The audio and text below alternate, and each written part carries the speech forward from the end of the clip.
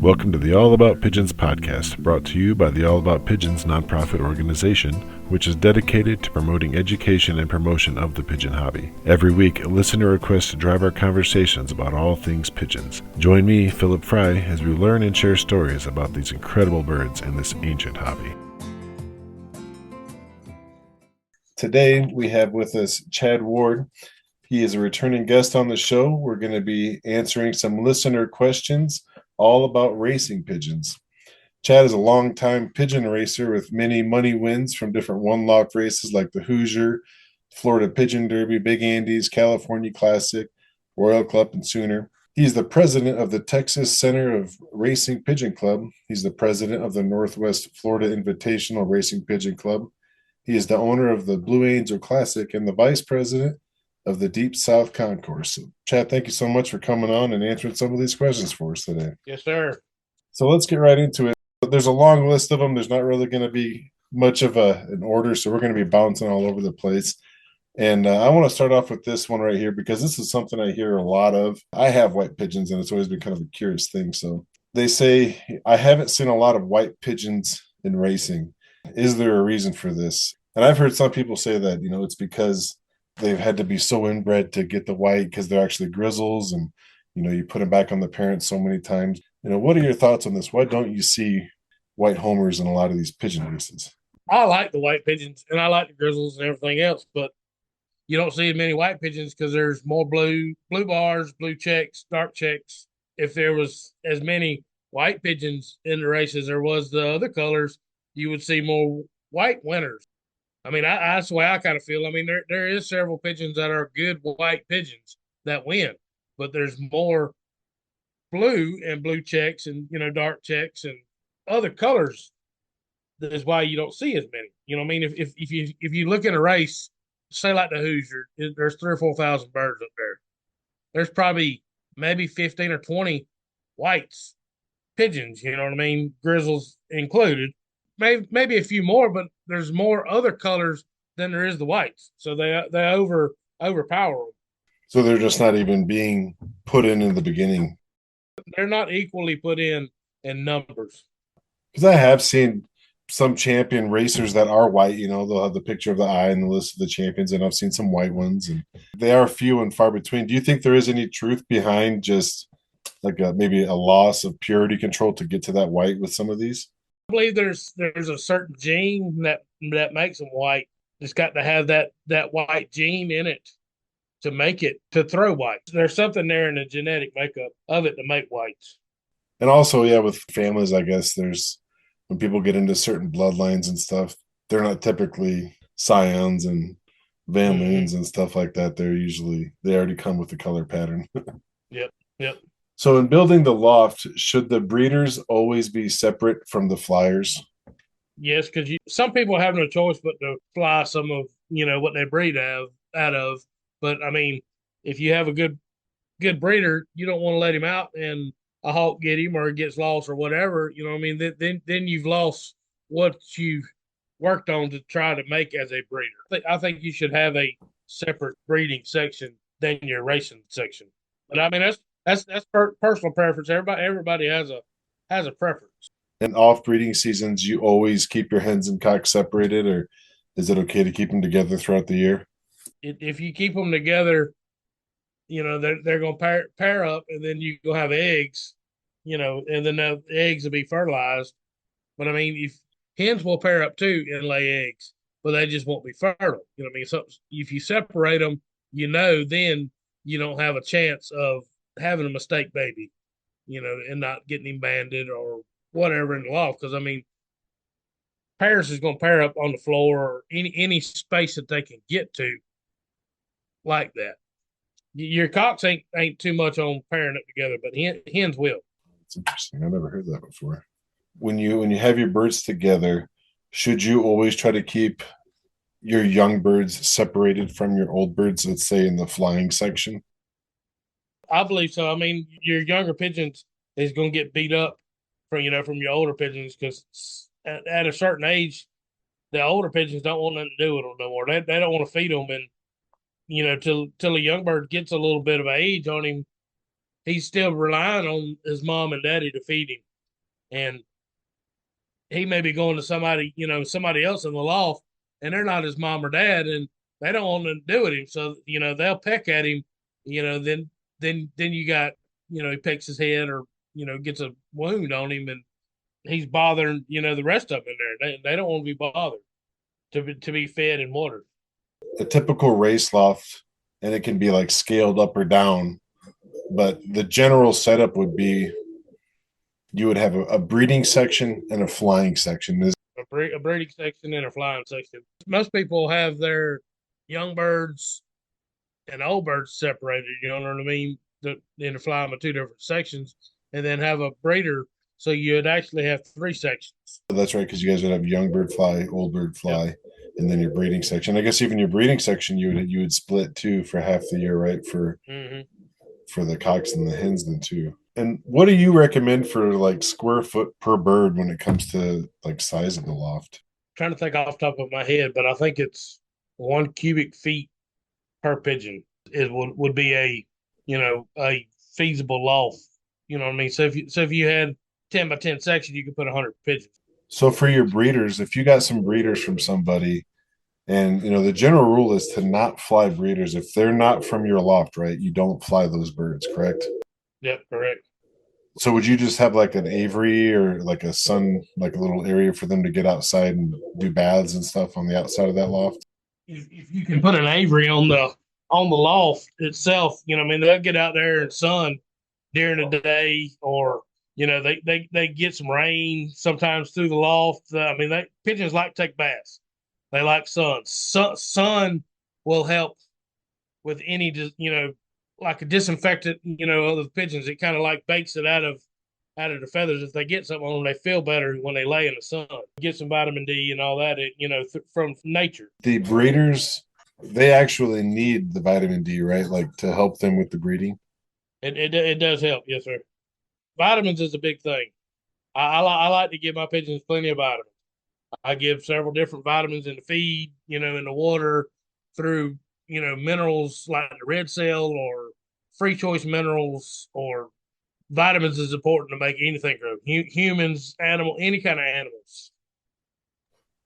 One of the questions is it's close to that. It says, what minerals do you recommend for breeders? There's lots of different minerals. I mean, the red cell's good. They have lots of powder, different minerals. Everybody has a preference on what they like and what they don't like, what works for them, what don't work for them. There's lots of pigeon supply places that have lots and lots and lots to choose from, as far as like calcium or like your red mineral grit. There's minerals in your grit. There's lots of choices for minerals. If somebody is letting their pigeons, that let's say if they're flying and they're on the ground pecking around and getting stones and in that way, would you still give those birds grit when you're feeding them their feed inside the loft? I would, yes. They'll pick up some on the outside, but that they're gonna pick through the grit that you give them and get what they like anyway.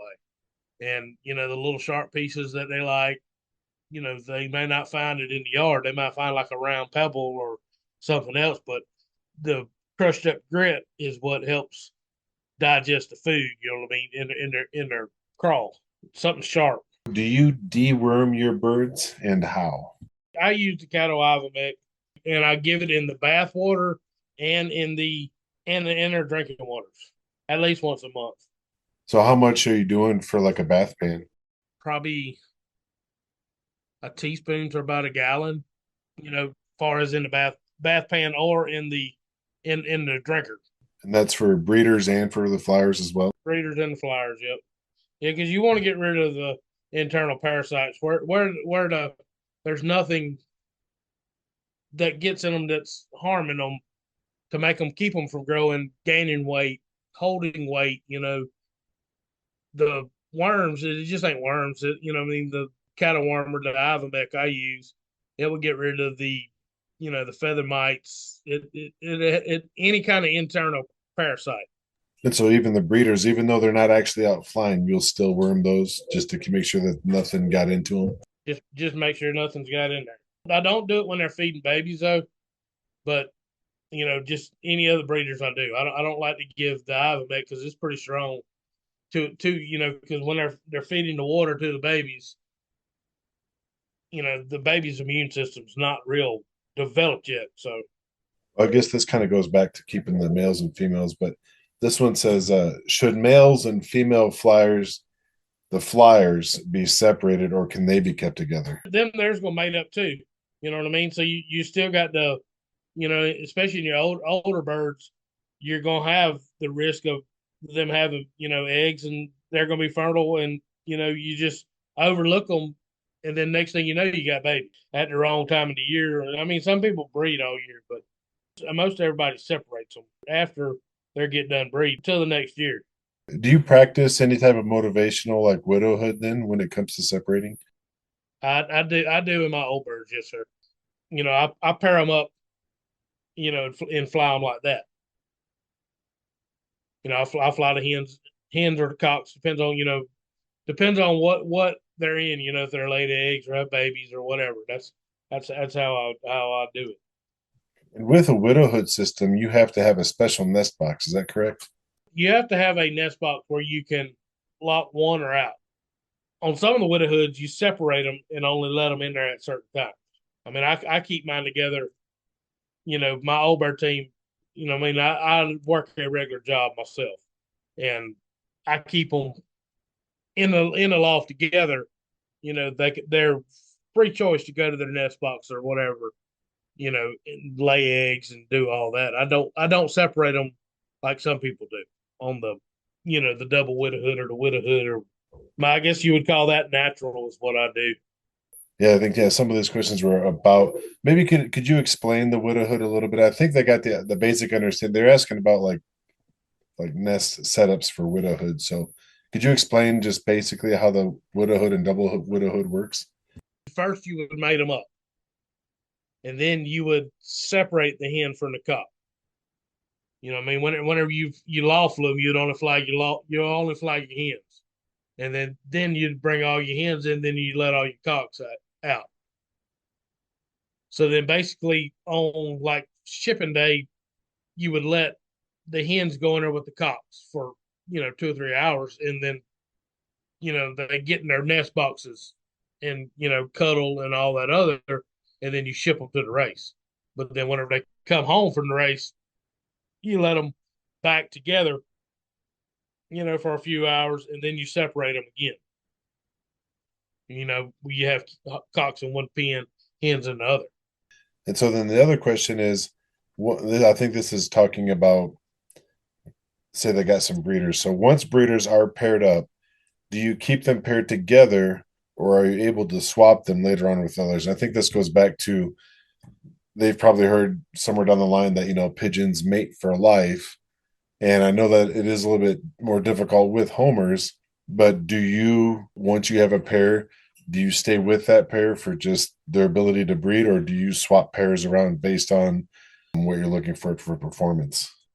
I try to raise, at least 2 rounds, and out of each pair. What I mean? Then because I breed out of individual pens, so whenever I get my 2 rounds, 3 rounds, whatever I want out of that pair, I will bust the cock and the hen up and put them back back into the regular breeders section where I have them separated, and I'll leave them like that for a week or two, and then I'll remate them with something else. You know what I mean? They kind of get forget about the one that they're with, and then put them back in a pen with another cock or hen, however you do it, and then sometimes they'll mate right back up. Sometimes it takes a little bit. What I mean? Because they're still looking for their other mate, but they will remate. They're not mated forever. Have you ever put a pair of pigeons together that just were not compatible? Like the cockbird was too aggressive, or the hen wasn't interested, or anything like that, or it's always eventually worked out. It does happen that way because I mean sometimes your cockbirds don't want nothing to do with nobody else but the one hen that he has, or he can see her and he still and still tries to call her. When you don't have them separated, in individual pens, and she's still trying to get to him, and he's still trying to get to her, and there's a strange pigeon in each other's pen. Oh, so maybe keeping them out of eyesight would be the solution to that. Yep. Okay. How do you train pigeons you bought from someone else to home back to your plate? Is that possible? You can, but it's not very easy. What's the secret? Sometimes it works, sometimes it don't. You know what I mean? You've got to spend lots of time with them and cutting their feed, especially if you live close to somebody that you got the pigeons from. And when you let them out, they liable to want to go back to the other loft. But whenever they go to the other loft, if they trapping over there, you want to make sure they don't have no feed or no water. You know what I mean? So they know that they can't go back there to get feed and water. They only eat or drink in your loft. So what I mean, the next time you may do it 3 or 4 times, and they go back to the other loft. Some pigeons, they're happy wherever they're at. You know what I mean? They have found a mate and they like it there, and they just happy there, no matter where you at. I had a friend of mine in New Orleans. Him and another guy, they used to share a pigeon every year. One of them would race it for old birds that year, and the next year that he'd be at his friend's house. I mean, he'd be over there and back and forth, and the pigeon never on a race went to the wrong house. He always was. It was a hen. He was always happy at going to the house that it's going to. Because it was used to there Wow. and it had its mate. And all there. Some of them will break to a different location. Some of them won't. If you can have that bird to have a few rounds of babies in that loft, would that help kind of ground it down there and kind of reset a little bit? That does help it. You know what I mean? Because you let it out and it's ready to go back in there to its mate, to its babies, and feed it. But sometimes it just clicks in their head that they're supposed to be somewhere else, and whenever they get ready to go there, when they get out there, they're going to that other place where their home is, and they don't remember that they have babies or whatever else. They're going back home. Every pigeon is different. I would say it's probably better to not buy a pigeon that's definitely been tossed a bunch of times and is trained to go back. If you really like it, I wouldn't turn it out, and take the chance. How do you train pigeons to use a trapdoor? The way I do it is that I have a wire cage that I put out on the landing board in front of the trap door, and I keep the bobs open where they can go in and out. They can only go in that wire cage a week or 2 weeks, as a young bird, and then I'll eventually lock them out there in the wire cage, put the bobs down where they have to come back through the bobs.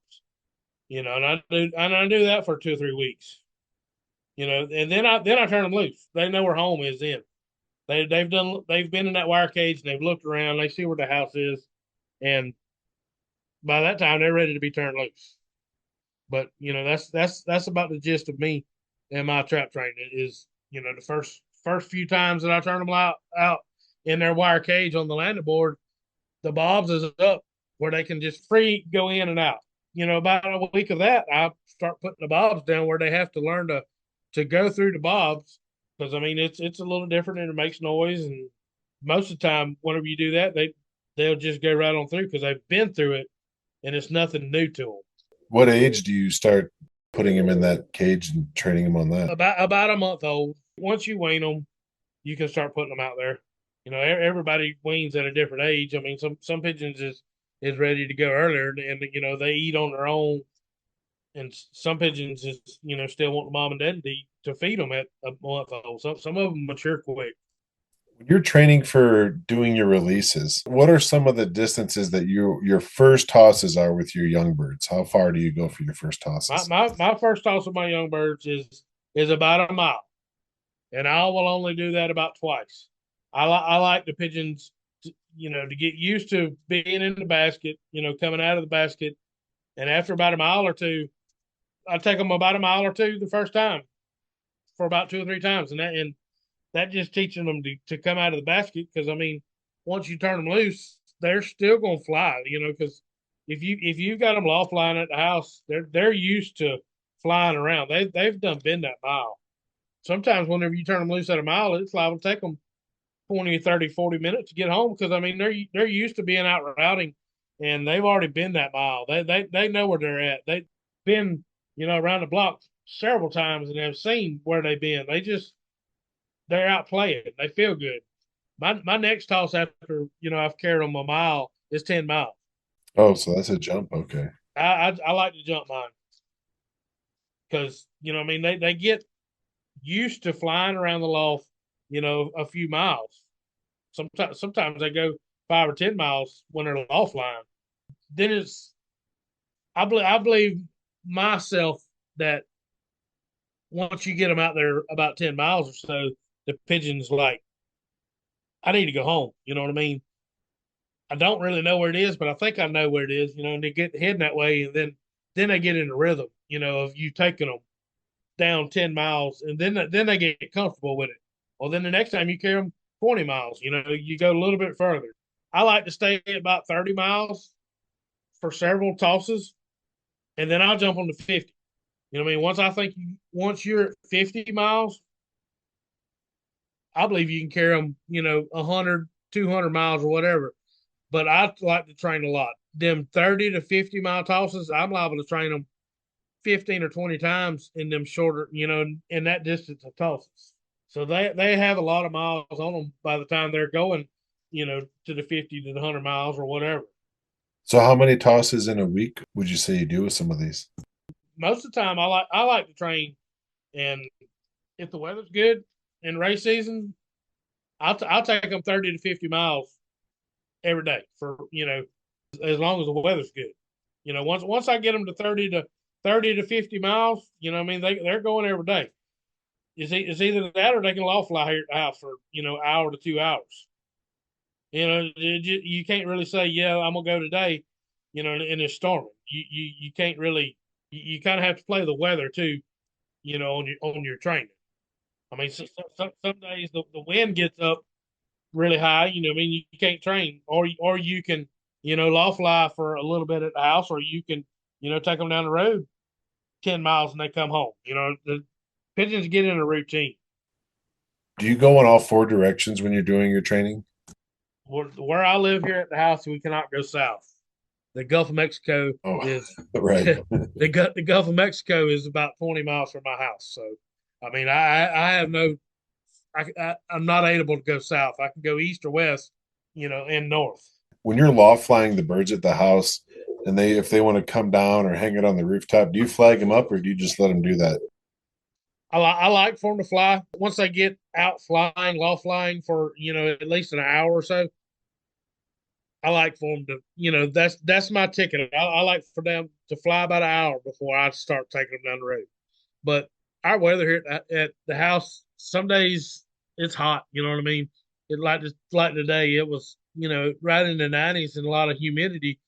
A pigeon's not going to fly a young bird, especially like that, because he hadn't got his air sacs built up. To fly in the heat and humidity. I mean, there's certain days that you can fly them for an hour here in the heat humidity, but the next day you fly them, it's like twice the humidity, and they want not want to fly. They don't want to fly 5 or 10 minutes, come down on the landing board like they're dead. You know what I mean? They're hassling. Because it's the humidity. It's every day here is a different day. So you kind of have to treat it day by day in my area. Like, what would you say is too windy to do a release on? Like, is 15 mile an hour like the cutoff for you? I wouldn't like on a training toss.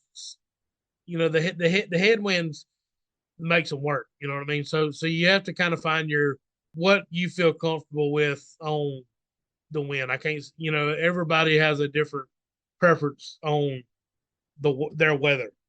Some of the guys up north or out west in Texas or wherever, it's 15 to 20 miles an hour every day. Here is not like that every day.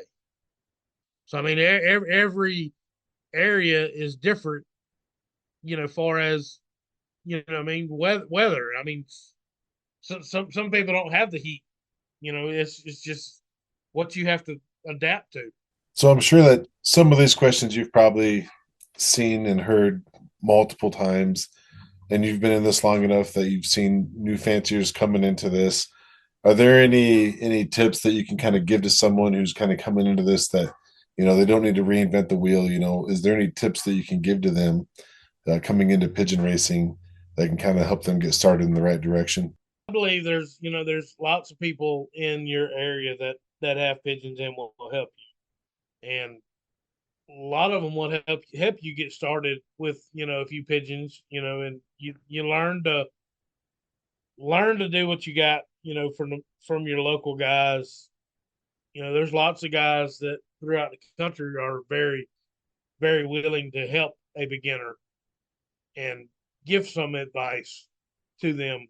But I mean, I believe you get a lot from your local area too. Yeah, that's solid advice. Yeah, plus the local setups on how they do their lofts. That's always good to see too for your area. Like our lofts here are more open. We have wire floors and wire front. As far as like if you was up north, it would be more closed in, with a plywood, a solid floor and all. Everybody has their preference on their loft in their different areas and regions and everything else. This has been another pleasure talking with you, and you knocked out all these questions really fast for us. If anybody wants to find out more, you can check out the Texas Center of Racing Pigeons website at txcenter.org. And Chad, I want to thank you so much for coming on and talking with us again. I really appreciate your time. Yes, sir. Thank you. Thanks for tuning in to another listener-requested episode of the All About Pigeons podcast. We truly appreciate your support. The soundtrack for the show comes from the pigeon musician Vitel Mizrahi. If you have a topic or a guest you'd like to hear more about in future episodes, or if you yourself would like to be a guest and just talk pigeons, please don't hesitate to reach out to us through email at allaboutpigeonspodcast@gmail.com, or join our Facebook page, All About Pigeons Podcast, and connect with us there. Don't forget to leave a 5-star review wherever you listen. It supports the pigeon hobby and really helps the show. Remember, together the hobby thrives. Support each other and enjoy your pigeons.